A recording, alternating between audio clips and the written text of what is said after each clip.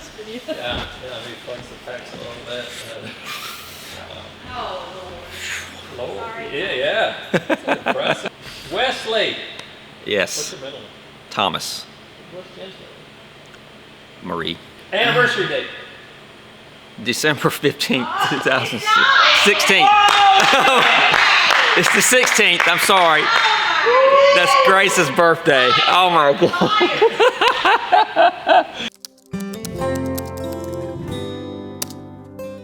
My childhood, I always knew there was a God. I was born in the mountains of North Carolina, and I kind of always considered that home. The first experience I had with God was with an old mountain preacher. I mean, he was a hellfire, damnation. I mean, dude, he brought it. I just didn't know who God was. I didn't know his character. I knew Jesus was real, but life was gonna be a struggle. As I got older, both of my parents struggled with addiction. I saw that firsthand, and I told myself, if I could just be good, if I could just be a good kid, you know, maybe mom and dad would get better. So my goal was to not commit sin, don't make mistakes, and be the man you're supposed to be. And this is like at 7 years old. And when I was 14, I'm not gonna lie to you, I was ready to end it all. I was ready. And I didn't want to die, but I didn't see a way out. So before I did, I got 3 postcards in the mail from 3 of my friends who were at a church camp. And their goal was to write to someone who they knew was lost. And they didn't tell each other who they were writing to. So they all 3 picked me. That's how lost I was. It was so obvious that I was that lost. And they invited me to church. And of course, I'm like, oh yeah, back in church, let's do this. Please God, anything than what I'm doing right now. And I went to church, I dedicated my life to Jesus, and I just took off from there. I'm like, oh man, this is great. I'm a new Christian, I got baptized, and I'm on fire for the Lord. I'm carrying my Bible to school, I go to public school. I'm like, this is great. But my parents are still struggling. The struggles didn't go away. It was hard. Mom and dad just kept spiraling down. Dad had to go to rehab. Mom was left to care for me and my brother. She had her own problems. I thought, Lord, you know, I'm on fire for you now, but nothing's changing at home. I would literally sleep with my Bible on the bed, just kind of like everybody has a little teddy bear. Well, I had my Bible, and dude, I would just cuddle it, dude, because it was the only peace I knew. And they eventually got divorced. And when I got to college, I was still on fire for the Lord, but there was a darkness in my mind. I didn't have any explanation for it, just a darkness. I had no name for it. It felt almost demonic. I hate to use that word because a lot of people it was dark. It was dark. And I had met Jen. It's kind of funny, the first thing I told her, I said, listen, I'm gonna be honest with you, I got a lot of problems. I need to go ahead and be honest, because if I'm not honest, this is not gonna work. I don't come from a very good family. I don't have much to offer you and your daughter, but I will give it my best shot. So 7 months after we met, I had my first mental breakdown. And that was hard. It felt like the devil himself just came into my life and was wreaking havoc. It was so bad, I actually went to the campus minister's house at the college I was going to. I knocked on his front door and I said, dude, you gotta help me. Something's not right. And so he took me to his office and he said, Wes, you're having a mental breakdown. This isn't the devil attacking you. It could be, but you're having a mental breakdown. This is something psychological. We need to get you some help. So he called the ambulance. I'm like, what do I need an ambulance for? They're like, I want to make sure you're safe. This guy really cared. And that was my first ride in the ambulance. I rode the ambulance to the hospital, and I spent 2 weeks in a mental facility trying to get a name for this darkness that was flooding my mind. The doctors really didn't know what it was. They gave me some medicine, sent me home. I just pushed through it. Like, I don't need this medicine, I'm fine. I told Jen, I'm fine. I'm not okay, but I'm pushing through this. I don't want to deal with this. This is too real for me. I just felt like God abandoned me. I felt like, dude, I thought if you accept Jesus Christ as your Savior that you were going to take care of me. But that wasn't the case at that point. At least it didn't feel like it. So we got married, and my issues were still, it was bad. I was not a good father. I was very abusive. I was loud. Minister. I was going into ministry. I was going into ministry. I mean, I got things to do for God. I don't have time for this. And it's like the enemy himself just said, no, I'm going to get a hold of you, and we'll see how on fire for God you'll be after I get done with you. That's kind of how it felt. And 2010 just changed my life and my family's life forever. I had another mental breakdown, except this time it was going to be more permanent.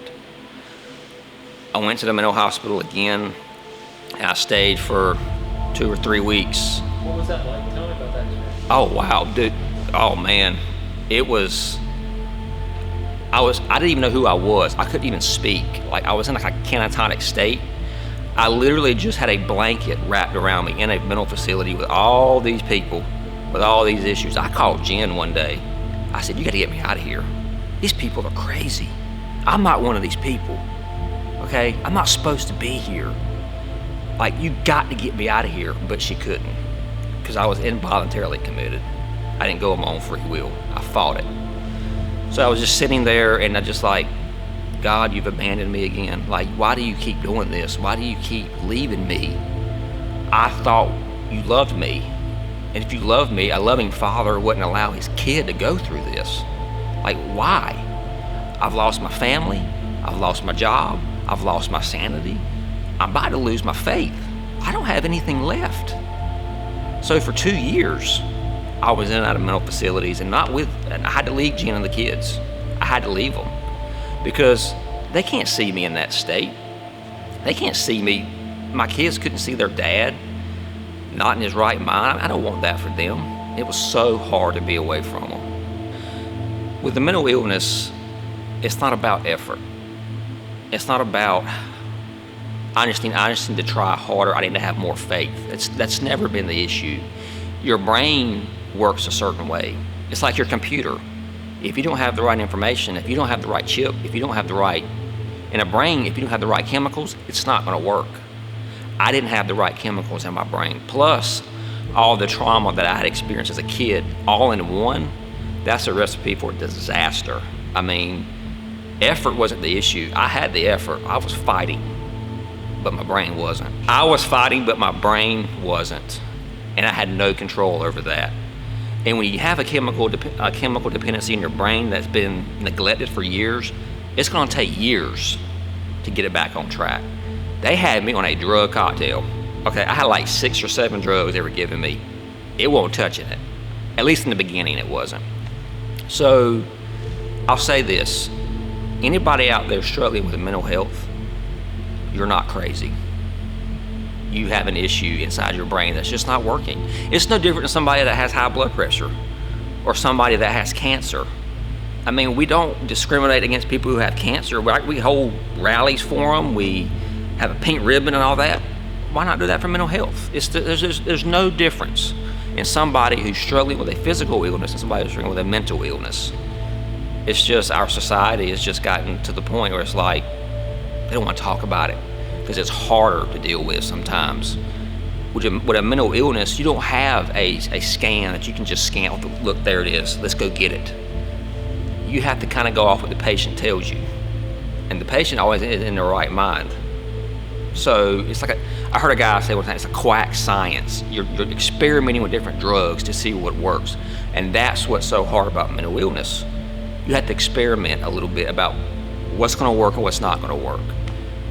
I wish if I could go back and do it over again, I would have gone to therapy. Therapy is a big part of mental health. Who wants to talk about it? Look, I'll be the first one to tell you. My wife will tell you. I don't want to talk about it. I deal with it enough. It's hard to talk about. I don't want to talk about it. But I need to. I need to get it out in the open.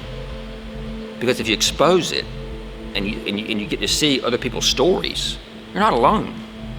You are not alone.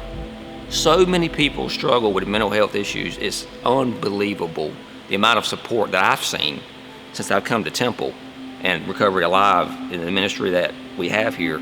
How many people struggle with what I do? Well, I got a name for my illness. It was called schizoaffective.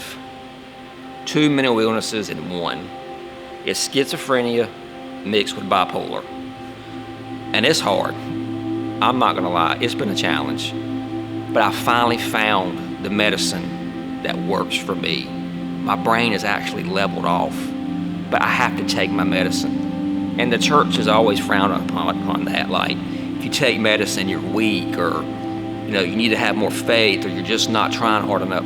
No, I need medicine. It works. Now, medication works. I see a therapist once a month. That in itself, talking to somebody that's a professional, that goes a long ways. And we have Recovery Alive. You can love Jesus and take medicine. Who do you think created the medicine? God created it for you, for anybody that struggles. Things started turning for me in 2016. I had made a bad choice. I won't go into it right now because I don't want to ruin it for my testimony, but I had made a bad choice. Probably one of the worst choices I have ever made. And God brought me to my knees. 3 months after that choice, I was under our tin shelter at our house, a big lightning storm. And I told God 2 things. Number 1, God, either you're going to strike me dead with a bolt of lightning, or I'm coming home to you. I don't know how this is going to look, but I'm coming home in 2016. I didn't know what that looked like. So my son invited us to go to Temple. My 7-year-old said, Dad, all my friends go to this place called Temple. And I'm like, I don't really want to go to a church right now, son. I've been so hurt. But you know what? My kid, how can you say no? So we went in December 2016, and I was like taken aback. I saw people of all walks of life here, man. I mean, black, white, brown, didn't matter, rich, poor. I was like, this place is different. Like, this is great. But all I wanted to hear was the sermon. Because I was in seminary, I love sermons, I love preaching. I saw the pastor walk in, and I thought, oh, he looks like a jerk. So he gets up there and just starts preaching about the genealogy of Christ and how so many people in that genealogy are misfits, outcasts, discarded. That felt like me. He spoke directly to me. So I said, this is where we need to be. I like this place. And then I heard about the recovery ministry. And I wasn't the one that said I wasn't one of those people. I knew I am one of these people. I have got to go to recovery. Like, Jenna's like, yeah, you need to go to recovery. Yeah, that's definitely for you. I'm like, I know, honey, you're right. I need to go to recovery. That was when things started changing. It wasn't an overnight process. The first 2 years at Temple were hard for me mentally. I got to a place where I almost thought I was going to have to go back to the hospital. It was that hard, because things had started coming up that I had buried down. When I started working the recovery process and started doing the steps, and it was hard.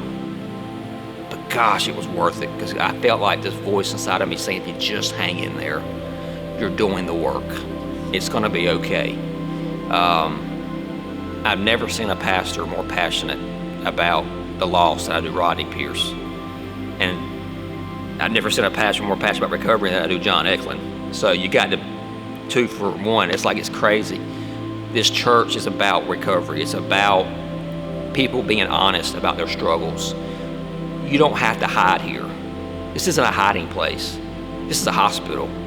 And I needed a hospital. You can take the medicines, you can do all the right things, but if you don't have Christ in your life, you're not going to get very far. Because recovery is not always about sobriety. You can be sober and still be lost.